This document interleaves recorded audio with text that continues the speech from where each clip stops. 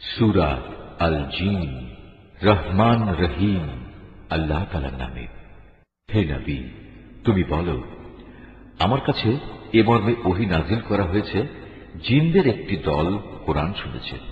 অতঃপর তারা নিজেদের লোকেদের কাছে গিয়ে বলেছে, আমরা এক বিস্ময়কর কোরআন শুনে এসেছি, যা তার শ্রোতাকে সঠিক ও নির্ভুল পথ প্রদর্শন করে। তাই আমরা তার উপর ঈমান এনেছি এবং আমরা আর কখনো আমাদের মালিকের সাথে কাউকে শরীক করব না।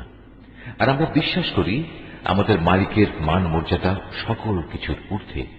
তিনি কখনো কাউকে স্ত্রী কিংবা পুত্র হিসেবে গ্রহণ করেননি। আমরা আরো জানি আমাদের কতিপয় নির্বোধ আল্লাহ তাআলার উপর অসত্য ও বাড়াবাড়িমূলক কথাবার্তা আরোপ করে। অথচ আমরা মনে করেছিলাম মানুষ ও জিন এই দুই জাতি তো আল্লাহ তাআলার উপর মিথ্যা আরোপ করতেই পারে না।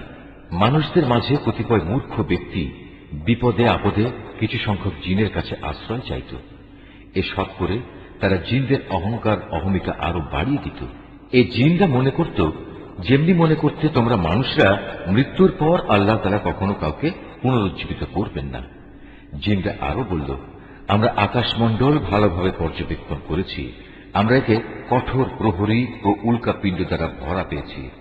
আমরা আগে আকাশের বিভিন্ন ঘাঁটিতে কিছু একটা শোনার প্রত্যাশা বসে থাকতাম, কিন্তু এখন আমাদের কেউ যদি এসব ঘাঁটিতে বসে কিছু শোনার চেষ্টা করে, তাহলে সে প্রতিটি জায়গায় আগে থেকে তার জন্য পেতে রাখা একটি উজ্জ্বল উল্কাপিণ্ড দেখতে পায়। আমরা বুঝতে পারছিলাম না পৃথিবীর মানুষদের কোনো অনিষ্ট সাধনের উদ্দেশ্যেই কি এসব উল্কাপিণ্ড বসিয়ে রাখা হয়েছে, না এর মাধ্যমে তাদের মালিক মূলত তাদের সঠিক কোনো পথ দেখাতে চান। মানুষদের মতো আমাদের মধ্যেও কিছু আছে সৎ কর্মশীল, আর কিছু আছে ব্যতিক্রম। পাপ পুণ্যের দিক থেকে আমরাও ছিলাম দ্বিধা বিভক্ত। আমরা বুঝে নিয়েছি এ ধরার বুকে কোথাও আমার আল্লাহ তাআলাকে কোনো অবস্থায় অক্ষম করতে পারব না, না আমরা কখনো তার রাজ্য থেকে পালিয়ে গিয়ে তাকে পরাভূত করে দিতে পারব।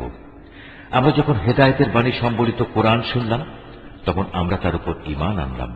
কেননা যে ব্যক্তি তার মালিকের উপর ঈমান আনে, তার নিজের পাওনা কম পাওয়ার আশঙ্কা থাকে না, পরকালেও তাকে লাঞ্ছনা ও অপমান পেতে হবে না। আমাদের মধ্যে কিছু আছে যারা আল্লাহর অনুগত মুসলিম, আবার কিছু আছে যারা সত্য বিমুখ কাফের। যারা আল্লাহর আনুগত্যের পথ বেছে নিয়েছে তারা মুক্তি ও সৎ পথে বাছাই করে নিয়েছে। যারা সত্য বিমুখ তারা অবশ্যই জাহান্নামের ইন্ধন হবে। আসলে লোকেরা যদি সত্য ও নির্ভুল পথে দৃঢ়ভাবে কায়েম থাকত, তাহলে আমি তাদের আসমান থেকে প্রচুর পানি পান করাতাম। এটা এজন্যে আমি এর দ্বারা তাদের ঈমানের পরীক্ষা নেব।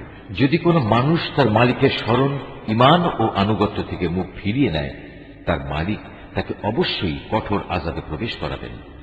তোমার উপর এ মর্মে ওহী পাঠানো হয়েছে, মসজিদ সমূহ একান্তভাবে আল্লাহ তাআলার ইবাদতের জন্য নির্দিষ্ট। অতএব তোমরা আল্লাহর পাশাপাশি অন্য কাউকে ডেকো না। যখন আল্লাহর এক বান্দা তাকে ডাকার জন্য দাঁড়ালো, তখন মানুষ কিংবা জিনের অনেক সদস্যই তার আশেপাশে ভিড় জমাতে লাগল। এদের তুমি বলো, আমি শুধু আমার মুনিবকেই ডাকি, আর আমি তো কখনো তার সাথে কাউকে শরীক করি না। তুমি বলো, আমি তোমাদের কোনো ক্ষতি সাধনের যেমন ক্ষমতা রাখি না, তেমনি আমি তোমাদের কোনো ভালো করার ক্ষমতাও রাখি না। তুমি তাদের বলো, কোনো সংকট দেখা দিলে আমাকেই বা আল্লাহর পাকড়াও থেকে কে রক্ষা করবে? তিনি ছাড়া আর কোনো আশ্রয়স্থল তো আমি খুঁজে পাব না। আমার কাজ এছাড়া আর কি যে আমি আল্লাহর কাছ থেকে তার বাণী ও হেদায়েত পৌঁছে দেব? পৌঁছে দেওয়ার পর তোমাদের মধ্যে যদি কেউ আল্লাহ তাআলা এবং তার রাসূলকে অমান্য করে, তার জন্য রয়েছে জাহান্নামের কঠিন আগুন, যেখানে তারা চিরকাল অবস্থান করবে। এভাবে সত্যি সত্যি যখন সে দিনটি চোখের সামনে দেখতে পাবে, যার প্রতিশ্রুতি তাদের বারবার দেয়া হচ্ছে, তখন তারা অবশ্যই জানতে পারবে কার সাহায্যকারী কত দুর্বল এবং কার বাহিনী সংখ্যায় কত নগণ্য। তুমি এদের বলো, আমি নিজেই জানি না তোমাদের কিয়ামত দিবসের যে প্রতিশ্রুতি দেয়া হচ্ছে তা কি আসলে সন্নিকটে, না আমার প্রতিপালক তার আগমনের জন্য কোন দীর্ঘ মেয়াদ ঠিক করে রেখেছেন। তিনি সমগ্র অদৃশ্য জগতের জ্ঞানের একক জ্ঞানী।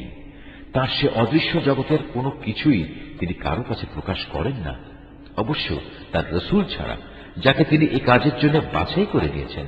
কিন্তু তার আগে পিছেও তিনি অতন্ত্র প্রহরী নিযুক্ত করে রেখেছেন। এই প্রহরা দিয়ে আল্লাহ তাআলা এই কথাটা জেনে নিতে চান তার নবী রসুলরা মানুষের কাছে তাদের মালিকের পক্ষ থেকে হেদায়েতের বাণী ঠিক ঠিক পৌঁছে দিয়েছে কিনা।